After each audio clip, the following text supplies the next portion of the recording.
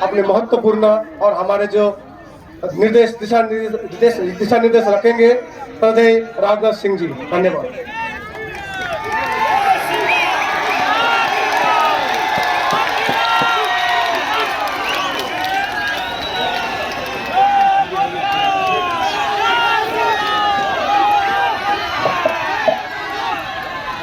बोलिए भारत माता की।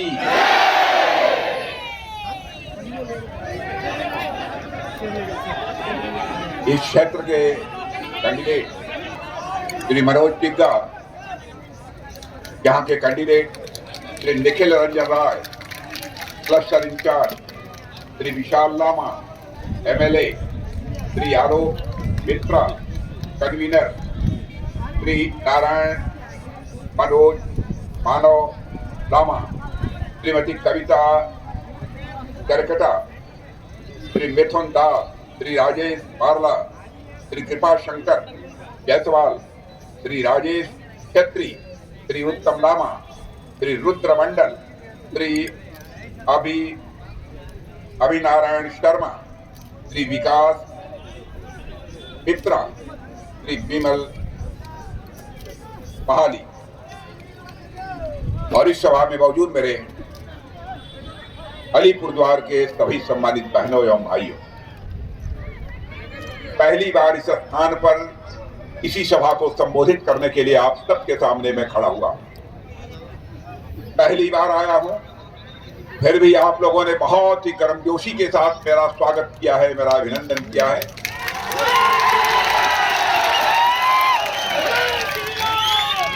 और मैं जानता हूं यह भारत की परंपरा है, पश्चिम बंगाल की परंपरा है। स्वागत, अभिनंदन और सलाम दुआ कभी एक तरफा नहीं होना चाहिए। इसलिए मैं भी अपनी तरफ से आप सभी बहनों भाइयों का हार्दिक अभिनंदन करता हूं, आप सभी का मैं स्वागत करता हूं।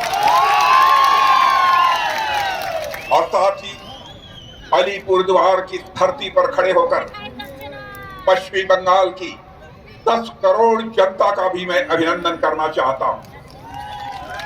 मेरे बहनों भाइयों, यह पश्चिमी बंगाल की धरती चैतन्य महाप्रभु की धरती है, रामकृष्ण परमहंस की धरती है, स्वामी विवेकानंद की धरती है और यह महर्षि अरविंद की धरती है। गुरुदेव रविंद्रनाथ ठाकुर जैसे महाकवियों की यह धरती है और साथ ही साथ आजादी की लड़ाई के नायक नेताजी सुभाष चंद्र बोस की यह धरती। और जिस राजनीतिक पार्टी भारतीय जनता पार्टी से हम आते हैं, इसका नाम पहले भारतीय जनसंघ हुआ करता था। भारतीय जनसंघ के हमारे पहले अध्यक्ष यदि कोई हुए हैं, इसी पश्चिमी बंगाल की धरती पर पैदा हुए, पश्चिमी बंगाल की मां की कोख से पैदा हुए पंडित श्यामा प्रसाद मुखर्जी हुए। आज से नहीं, जब से हमारी पार्टी का जन्म हुआ है, उसके जन्मदाता यदि कोई है तो पंडित श्यामा प्रसाद मुखर्जी इसी पश्चिमी बंगाल की धरती के हैं। मेरे बहनों भाई, पश्चिमी बंगाल का जैसा विकास होना चाहिए था आजादी के इतने वर्ष गुजर जाने के बाद, वैसा विकास आज तक नहीं हो पाया। कभी यहाँ पर कम्युनिस्ट पार्टी के लोगों की लंबे समय तक सरकार रही है, उसके बाद तृणमूल कांग्रेस की कई वर्षों से सरकार इस पश्चिमी बंगाल में काम कर रही है। बराबर, चाहे सीपीएम रही हो, चाहे तृणमूल कांग्रेस रही हो, हमारे पश्चिम बंगाल की जनता को बराबर गुमराह किया है, धोखा दिया है। लेकिन मैं आज आपको यकीन दिलाने आया हूं बहनों भाइयों, पूरे पश्चिमी बंगाल ही नहीं, सारे हिंदुस्तान में माहौल बन चुका है। और पश्चिमी बंगाल में जैसा माहौल मैं यहाँ प्रत्यक्ष अपनी आंखों के सामने देख रहा हूँ, मेरा विश्वास यह पक्का हो गया है, इस बार पश्चिमी बंगाल की लगभग अधिकांश सीटों पर कोई पार्टी जीतने जा रही है तो भारतीय जनता पार्टी जीतने जा रही है। हिंदुस्तान के अधिकांश राज्यों में इस समय भारतीय जनता पार्टी की सरकार है। बहनों भाइयों, बहुत बड़ा राज्य है पश्चिम बंगाल, यहाँ की जनसंख्या लगभग 10 करोड़ के आसपास की है।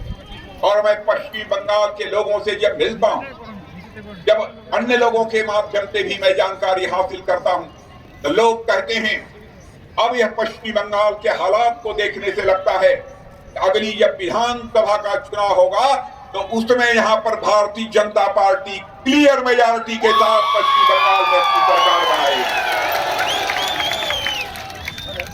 हमारे प्रधानमंत्री ने यहां का कैसे विकास किया है, क्या विकास उन्होंने करने की कोशिश की है, इसकी आपको पूरी तरह से जानकारी होगी। हम जितना विकास पश्चिम बंगाल का करना चाहते हैं, बहनों भाइयों, तृणमूल कांग्रेस की सरकार वह विकास नहीं होने देती है।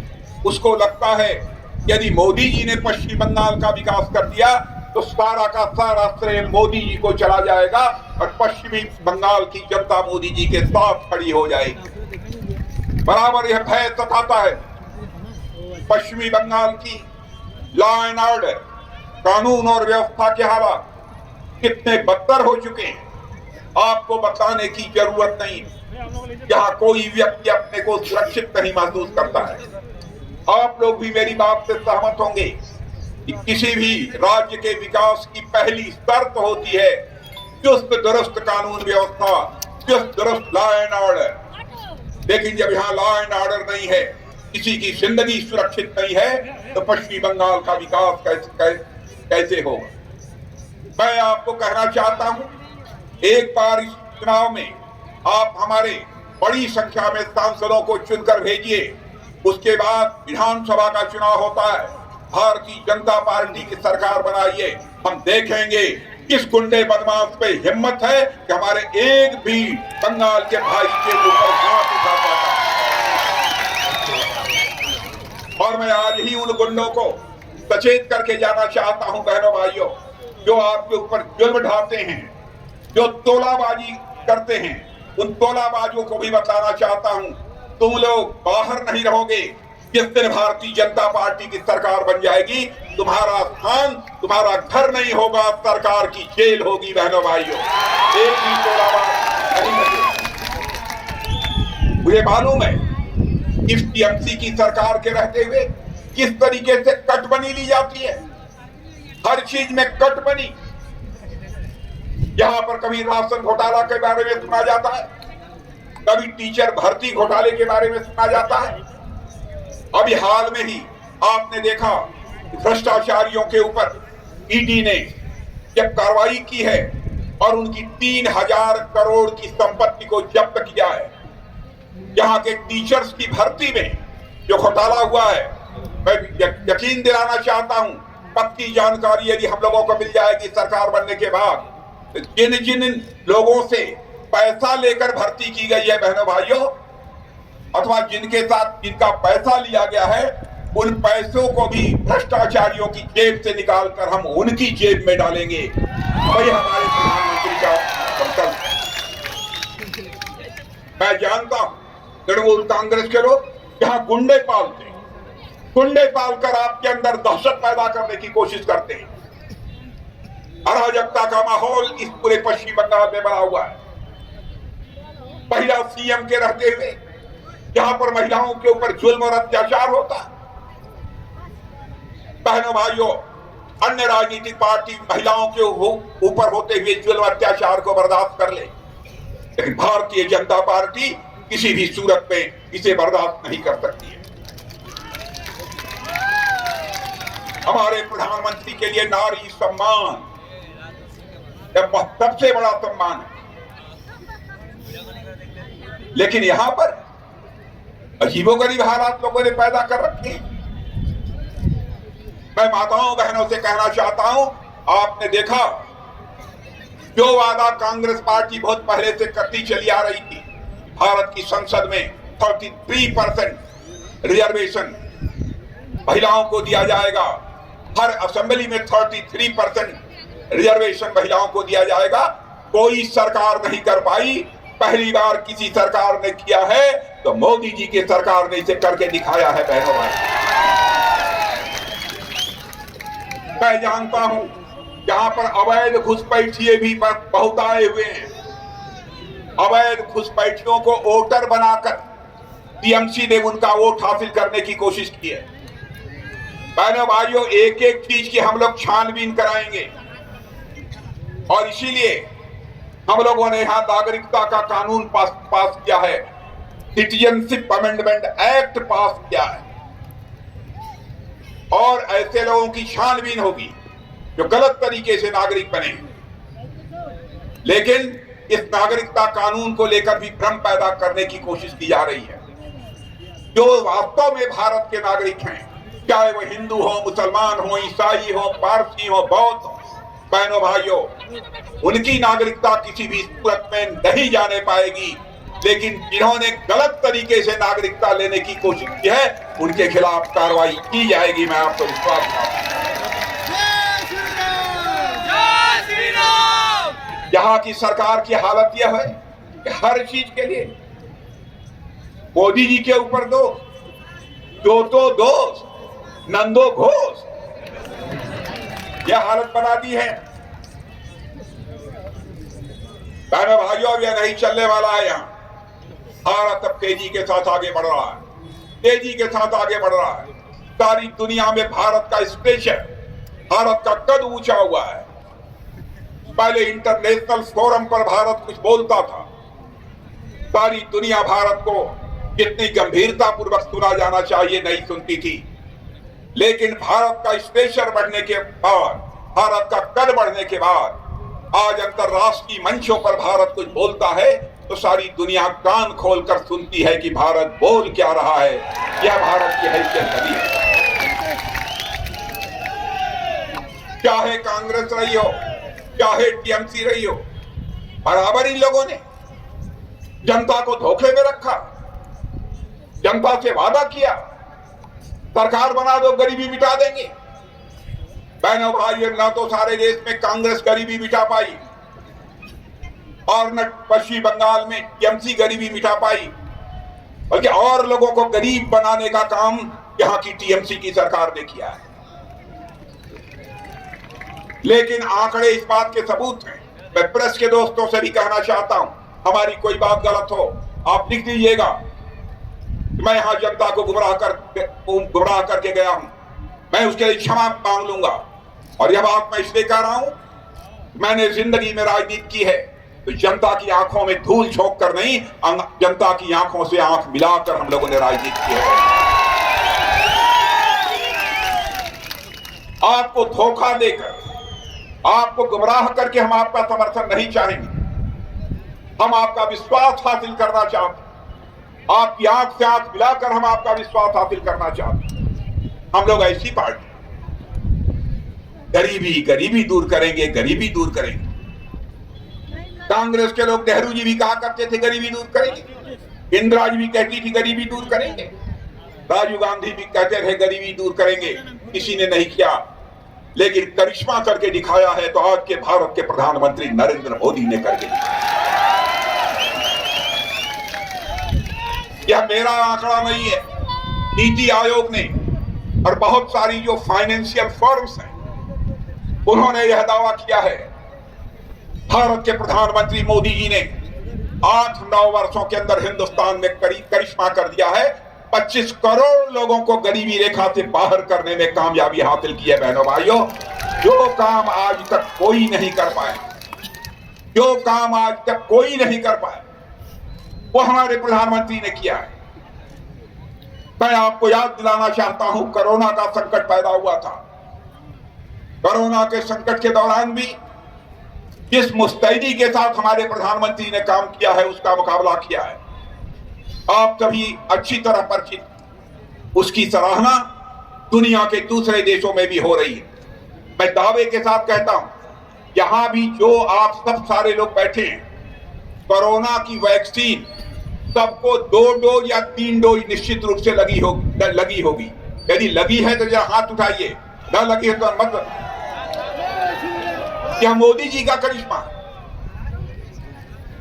क्या हो सकता है कि यहां पर तृणमूल कांग्रेस ने उसमें भी कुछ गड़बड़ किया? इस सच्चाई को भी नकारा नहीं जा सकता। लेकिन सारे देश में कोरोना के वैक्सीन की 2 डोज 3 डोज 140 करोड़ भारतवासियों को हम लोगों ने लगाई है। आपको जानकर आश्चर्य होगा, अमेरिका जैसे धनवान देश में भी सभी नागरिकों को कोरोना के वैक्सीन की 3 डोज नहीं लगी है तो केवल भारतवासियों को लगी है। बहनों भाइयों, यह करिश्मा भी किसी ने किया है तो मोदी जी ने किया। कोरोना के दौरान आपने देखा होगा, काम करने वाले लोग जो दूर दराज दूसरे शहरों में काम करते थे, अपना काम छोड़कर अपने घरों को वापस आ रहे थे, क्योंकि सारी फैक्ट्रियां बंद हो चुकी थी, खाने के लाले पड़ गए थे, मुसीबत बहुत बड़ी पैदा हो गई थी। पैदल लोग चल पड़े थे अपने घरों की तरफ। उस समय लोगों के लिए भोजन यह सबसे बड़ी समस्या हो गई थी। उस समय हमारे प्रधानमंत्री ने यह संकल्प लिया कि हम हिंदुस्तान के ऐसे सारे परिवारों को 5 किलो मुफ्त राशन मुहैया कराने का काम करेंगे और 5 किलो मुफ्त राशन मुहैया कराया। लेकिन मैं जानता हूं पश्चिमी बंगाल की सरकार ने उसमें भी गड़बड़ी, पश्चिमी बंगाल की सरकार ने, टीएमसी की सरकार ने उसमें भी गड़बड़ी की है। मैं ममता दीदी आपसे कहना चाहता हूं, सब करो लेकिन जनता की पेट पर लात मत मारो। ममता दीदी, मैं आपसे ये कहना चाहता हूं, जनता के कष्ट की आह बहुत बड़ी होती, बड़े से बड़े लोग जनता के कष्ट की आह में भस्म हो जाते। क्या हो रहा है यहां पर पश्चिमी बंगाल? आज बहनों भाइयों, हुकूमत कैसे चलाई जाती, कोई भारतीय जनता पार्टी जैसी। कई राज्यों में हमारी सरकार है, जाकर कोई देखे। मध्य प्रदेश बीमारू राज्य था, हमारी सरकार बनी। आज आपको जानकर खुशी होगी, वह मध्य प्रदेश बीमारू राज्य की श्रेणी से बाहर निकल चुका है। आज भारत के विकास में एक ग्रोथ इंजन की भूमिका निभा रहा है। उत्तर प्रदेश का विकास कितनी तेजी के साथ हो रहा, भारतीय जनता पार्टी की सरकार आने के बाद। लेकिन पश्चिमी बंगाल में मैं जानता हूं यहां के लोग बहुत ही टैलेंटेड हैं, उनको अपना टैलेंट डेवलप करने की अपॉर्चुनिटी मिलनी चाहिए, अवसर मिलना चाहिए, वो भी नहीं मिल पाता। किसी क्षेत्र में, साइंस हो, टेक्नोलॉजी हो, कोई भी क्षेत्र हो, मैं तो रक्षा मंत्री हूं, देश का डिफेंस मिनिस्टर हूं, मैं जानता हूं हमारे ऐसे ऐसे वैज्ञानिक इस पश्चिमी बंगाल की धरती से, बहनों भाइयों, जिन्होंने की बहुत बड़ा करिश्माई काम करके दिखाया। और उस पश्चिमी बंगाल की यह हालत बना रखी है। और आज जानते हैं भारत की हैसियत कितनी बड़ी है दुनिया में। मेरे बहनों भाइयों, हमारे इंडियन नेवी के कुछ रिटायर्ड ऑफिसर कतर में कुछ कंपनियों में काम करते थे। इन्हीं मामलों में उनको सजा हो गई, फांसी की सजा हो गई। जानकारी जब हम सब लोगों को मिली, प्रधानमंत्री जी को मिली, सभी चिंतित हुए, क्योंकि हमारे भारत के नागरिक थे, भारत के मां के लाल थे। तुरंत प्रधानमंत्री ने कतर के राष्ट्रपति से बात, देखिए भारत का प्रभाव दुनिया में कैसे बढ़ा है। तुरंत हमारे प्रधानमंत्री ने कतर के राष्ट्रपति से बात की और बहनों भाइयों, 2-3 दिन के अंदर ही हमारे वह सारे पूर्व नौसेना के अधिकारी उनकी फांसी की सजा को वहां के राष्ट्रपति ने माफ कर दिया और वह सकुशल भारत को लौटा। रशिया और यूक्रेन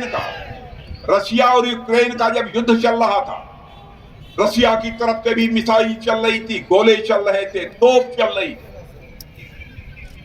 यूक्रेन की तरफ से भी मिसाइल, गोले और तोप चल रहे। और हमारे यूक्रेन में लगभग 25-26 हजार बच्चे जो भारत के रहने वाले हैं, कोई मेडिकल की एजुकेशन ले रहा था, कोई इंजीनियरिंग की ले रहा था, कोई मैनेजमेंट का कोर्स कर रहा था। उनके माता पिता जो भारत में रहते थे वह घबरा गए और उन्होंने कहा कि मोदी जी, चाहे जैसे भी हो, हमारे बच्चों को यूक्रेन से बाहर निकालिए। दुनिया का कोई देश अपने नागरिकों को यूक्रेन से नहीं निकाल पाया, लेकिन हमारे प्रधानमंत्री ने चटपट रूस के राष्ट्रपति मिस्टर पुतिन से बात की और यूक्रेन के राष्ट्रपति मिस्टर जेलेंस्की से बात की और वहीं अमेरिका के राष्ट्रपति मिस्टर बाइडेन से बात की मेरे बहनों भाइयों, और 4.5 घंटे के लिए रूस और यूक्रेन का युद्ध रुक गया और 22,500 हमारे भारतीय नौजवान भारत को लौटे। यह है भारत की ताकत, यह है भारत की ताकत। और आज 21वीं सदी सारी दुनिया में नहीं किसी देश की होने जा रही है, तो भारत की होने जा रही है। सारी दुनिया ये बोल रही है। इसी पश्चिम बंगाल की एक पार्टी है CPIM, कितने मेंबर हैं हाउस में? अब साफ हो गए। यह लोग कहते हैं इनकी सरकार तो आने वाली नहीं, लेकिन है यही की पार्टी। ये लोग ये कहते हैं हम लोग जब सरकार बनाएंगे या हमारी इंडी अलायंस की सरकार बन जाएगी तो हम न्यूक्लियर बम को समाप्त कर देंगे। बहनों भाई, अटल बिहारी वाजपेयी ने पोखरण में परमाणु परीक्षण करके परमाणु शक्ति संपन्न देश भारत को बनाया था। हमारे पड़ोसी देश चाहे पाकिस्तान हो चाइना हो, इनके पास एक परमाणु बम है। क्या भारत के पास परमाणु बम नहीं होने चाहिए? मैं आपसे पूछ रहा हूं। बहनों भाइयों, हम भी अपने परमाणु बम को नष्ट नहीं करेंगे। जब सारी दुनिया नष्ट करेगी तब हम भी नष्ट करेंगे, उसके पहले हम किसी भी सूरत में नष्ट नहीं करेंगे। बहनों भाइयों, पश्चिम बंगाल में एक बहुत ही दर्दनाक घटना घटी। मैं ममता जी से कहना चाहता हूं, आपके रहते संदेश खाली जैसी घटना पश्चिम बंगाल में हुई। बहनों के साथ लंबे समय से अत्याचार किया जा रहा था, उनके ऊपर जुल्म ढाया जा रहा था। आपको और आपकी सरकार को पूरी जानकारी हो चुकी थी, लेकिन एक अपराधी को संरक्षण दे रही थी आपकी सरकार। और बहनों भाइयों, अब तो CBI जांच प्रारंभ हो चुकी है, अब वह शख्स जेल में है। मैं संदेश खाली की माताओं बहनों को भी बतलाना चाहता हूं, पूरी तरह से आश्वस्त रहना, तुमको इंसाफ मिलकर रहेगा, तुमको न्याय मिलकर रहेगा। दुनिया की कोई ताकत रोक नहीं। बहनों भाइयों, यहां पर लॉ एंड ऑर्डर की सिचुएशन बद से बदतर हो चुकी। कानून व्यवस्था नाम की कोई चीज, और जब तक कानून व्यवस्था दुरुस्त नहीं होगी तब तक किसी भी सूरत में पश्चिम बंगाल का विकास नहीं होता। इसलिए आज मैं आपसे कहने आया हूं, इस हिंदुस्तान की अकेली पार्टी है भारतीय जनता पार्टी, जो कहती है वह करती है। हमारे वर्ड्स और डीड, हमारे कहने और करने में कभी अंतर नहीं होता। जो लोग मानते हैं, मैं उनसे कहना चाहता हूं, हमारे इलेक्शन मैनिफेस्टो को उठाकर देखिए, इलेक्शन मैनिफेस्टो को उठाकर देखिए। हमने जो कहा था वह किया। हमने कहा था जम्मू कश्मीर की आर्टिकल 370 को हम समाप्त करेंगे, यानी संसद के दोनों सदनों में हमको बहुमत मिले। और बहनों भाइयों, संसद के दोनों सदनों में बहुमत मिलते ही चुटकी बजाकर हम लोगों ने धारा 370 समाप्त कर दी। और जम्मू कश्मीर का आज वही दर्जा है जो हिंदुस्तान के अन्य राज्यों का दर्जा है। हम लोगों ने कहा था यूनिफॉर्म सिविल कोड लाएंगे, समान नागरिक संहिता।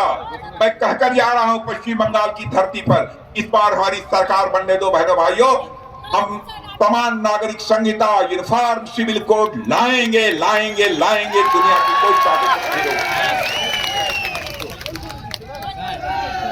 हम लोगों ने कहा था हमारी सरकार बनेगी तो अयोध्या की धरती पर भव्य राम का मंदिर बनकर रहेगा। जब राम मंदिर का आंदोलन चल रहा था, हम लोग नारे लगाते थे, राम लला हम आएंगे, मंदिर यहीं बनाएंगे। हमारे विरोधी लोग कहते थे लेकिन तारीख नहीं बताएंगे। बहनों भाइयों, देखा आपने, वह 22 जनवरी का दिन आ गया, अयोध्या की धरती पर भव्य राम का मंदिर बनकर तैयार हो गया। और 22 जनवरी को हमारे प्रधानमंत्री ने राम लला की प्राण प्रतिष्ठा भी कर दी। और आज आपको मैं कहना चाहता हूं, भगवान राम, राम लला अपनी कुटिया, अपनी झोपड़ी से निकलकर अपने महल में पहुंच चुके हैं। बहनों भाइयों, अब भारत में राम राज्य का आगाज होकर रहेगा, मुझे पक्का विश्वास है।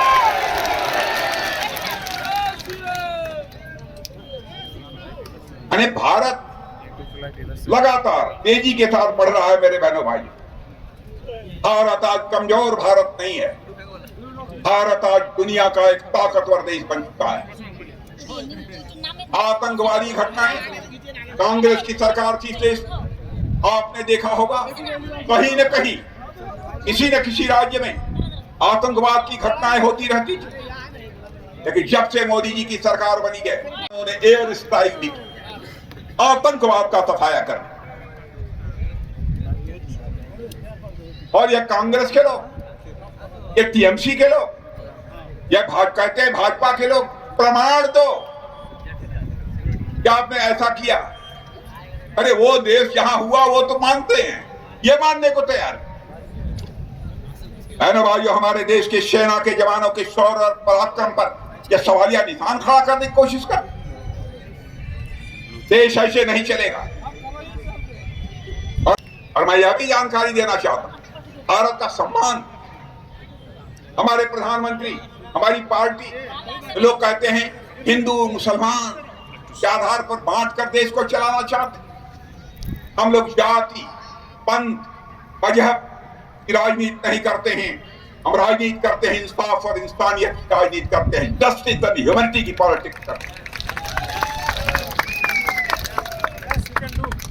हम लोग देश को हिंदू मुसलमान के आधार पर भी नहीं बांटना चाहते। वोट हासिल करने के लिए ये लोग देश को हिंदू मुसलमान के आधार पर बांटते हैं। अरे भाइयों, हम लोग केवल वोट हासिल करने के लिए राजनीति नहीं करते, हम केवल सरकार बनाने के लिए राजनीति नहीं करते, हम राजनीति करते हैं तो देश बनाने के लिए राजनीति करते हैं, इस राष्ट्र को बनाने के लिए राजनीति करते हैं। यह आरोप लगाने वाले लोगों को मैं बताना चाहता हूं, अरब के 5 देशों ने उनके यहाँ का जो सबसे बड़ा सम्मान होता है, उस सम्मान से यदि किसी देश के प्रधानमंत्री को नवाजा है तो हमारे और आपके प्रधानमंत्री नरेंद्र मोदी को नवाजा है मेरे भाई। और देश की अर्थव्यवस्था का जहां तक सवाल है, धन दौलत का यहां तक सवाल है, धन दौलत के आकार के मामले में, यानी देश की इकोनॉमी की साइज, भारत 2014 में दुनिया के देशों में 11वें स्थान पर, 11th पोजीशन पर खड़ा। मोदी जी के प्रधानमंत्री बनने के बाद यही भारत 11वें स्थान से जंप लेकर मेरे बहनों भाइयों आज दुनिया में 5वें स्थान पर पहुंच गया है। और दुनिया के बहुत बड़े बड़े इकोनॉमिस्ट, बहुत बड़ी बड़ी फाइनेंशियल फर्म्स कहती हैं कि भारत में विकास इतनी तेजी के साथ हो रहा है, अब इस सच्चाई को नकारा नहीं जा सकता है कि 2027 आते आते भारत दुनिया की टॉप 3 कंट्रीज में आकर खड़ा हो जाए। यह है हमारा भारत। कांग्रेस के लोगों ने, इन सब सारे लोगों ने, इंडिया अलायंस के लोगों ने ऐसे हालात बना रखे थे, यहां तो गोले, मिसाइल, फाइटर प्लेन, हर चीज दुनिया के दूसरे देशों से। हमारे प्रधानमंत्री ने कहा नहीं, यह हम बहुत हो गया, अब हम दुनिया के दूसरे देशों से नहीं खरीदेंगे, वहां से हम इंपोर्ट नहीं करेंगे, हम भारत की धरती पर बनाएंगे, भारत के नौजवानों के हाथों से हम बनाएंगे। और यह सिलसिला हम लोगों ने प्रारंभ किया। जहां 2014 के पहले केवल 600 करोड़ का एक्सपोर्ट ये लोग करते थे, अब बहनों भाइयों 1 महीना पहले हम लोगों ने 21,000 करोड़ का एक्सपोर्ट किया है। यह भारत। फाइटर प्लेन भी हम लोग बना रहे हैं, फाइटर प्लेन भी हम बना रहे हैं। इसलिए मैं कहने आया हूं, भारत की ताकत बढ़ रही है। बहनों भाइयों, इस बार का वोट तो होगा आपका, केवल संसद सदस्य चुनने के लिए नहीं होगा, बल्कि टीएमसी को यह संदेश हो जाएगा कि अब तुम्हारी राज्य सरकार भी यहां से जा रही है, भारतीय जनता पार्टी की सरकार आ रही है, इसका भी संदेश साफ तौर पर चला जाए। आपके प्रत्याशी आपके प्रत्याशी हमारे मनोज टिग्गा, बहनों भाइयों, मनोज टिग्गा को बोलते हुए मैंने पहली बार सुना है। मनोज टिग्गा को बोलते हुए पहली बार मैंने सुना है। मैं दावे के साथ कह सकता हूं, आपका मनोज टिग्गा यदि मेंबर ऑफ पार्लियामेंट बनकर भारत की संसद में जाएगा तो आपकी समस्याओं को प्रभावी तरीके से आवाज देने का काम कोई करेगा तो आपका मनोज टिग्गा।